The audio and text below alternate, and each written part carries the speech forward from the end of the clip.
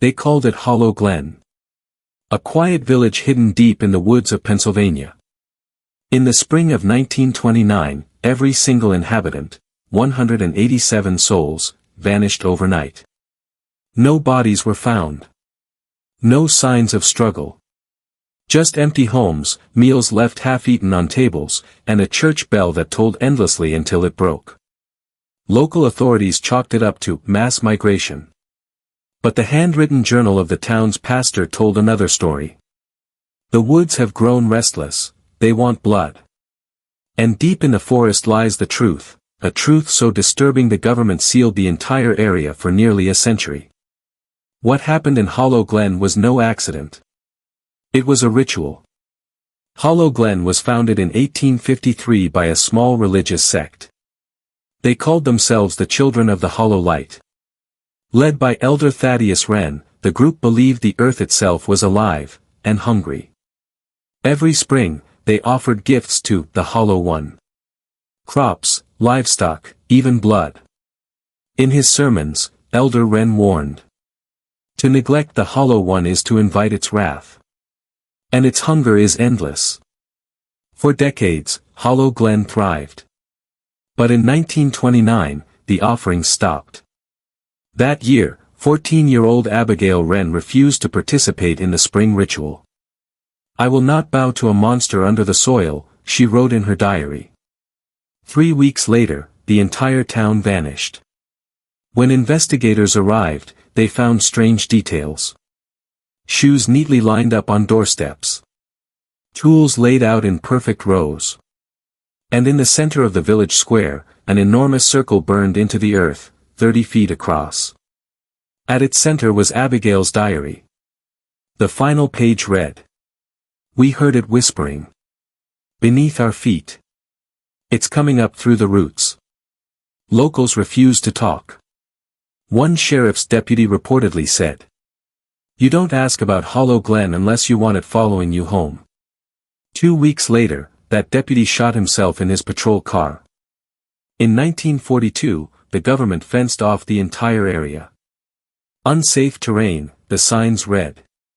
But locals whispered of armed men disappearing into the woods at night, never returning. One hunter who accidentally wandered past the fence in 1967 claimed he found the town still standing. The buildings were perfect, like time froze, he told a local newspaper.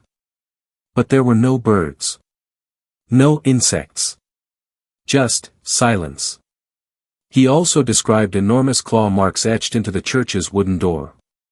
Elder Wren's journal, long hidden in a descendant's attic, surfaced in 1983. Its final entries were terrifying. "The Hollow One stirs beneath us. It speaks in roots and stones. If the blood does not flow, it will take what it needs." Wren described dreams of enormous hands reaching up from the earth, dragging villagers down into blackness. In one vision, he saw Abigail, her hair matted with soil, staring blankly as roots wrapped around her neck. She chose defiance. "Now we all must pay." Urban explorers began sneaking into Hollow Glen in the 1990s. Few returned. One group uploaded a grainy video to an obscure website. It showed a crumbling house, and then a face at the window. But the face was wrong. Its eyes were hollow pits, and its jaw stretched open far too wide. As the camera panned to the floor, faint whispers could be heard. "Leave, before it wakes." The screen went black. That footage was deleted within hours. The explorers were never heard from again. In 2004, construction workers digging near the Hollow Glen perimeter unearthed something chilling. Rows of human bones, intertwined with massive tree roots. Forensic reports revealed the bones were scorched, as if burned from within. Stranger still, soil samples taken from the site contained high levels of human hemoglobin. The site was immediately shut down. Workers were forced to sign non-disclosure agreements. But one man spoke anonymously. The roots were feeding. Like veins. To this day, locals avoid the Hollow Glen woods. Hikers report hearing children singing softly from deep among the trees. Ring around the roses. Some say you can see the villagers wandering between the trees at twilight, moving in perfect unison, their feet never touching the ground. Others report sinking into patches of soft earth, as if the ground is breathing beneath them. What really happened in Hollow Glen?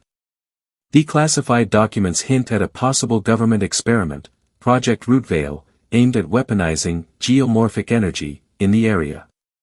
But those files end abruptly in 1954. A single line of redacted text remains. Containment is failing. It's growing restless. To this day, Hollow Glen remains off-limits. Armed patrols circle the perimeter. But the question lingers, if the Hollow One demanded blood, will it one day come looking beyond the forest? Hollow Glen is no ghost town. It's a warning. A reminder that there are forces older than man, waiting patiently beneath our feet. And when they rise, they will not be merciful. The earth remembers every drop of blood it's owed. Do you dare learn more?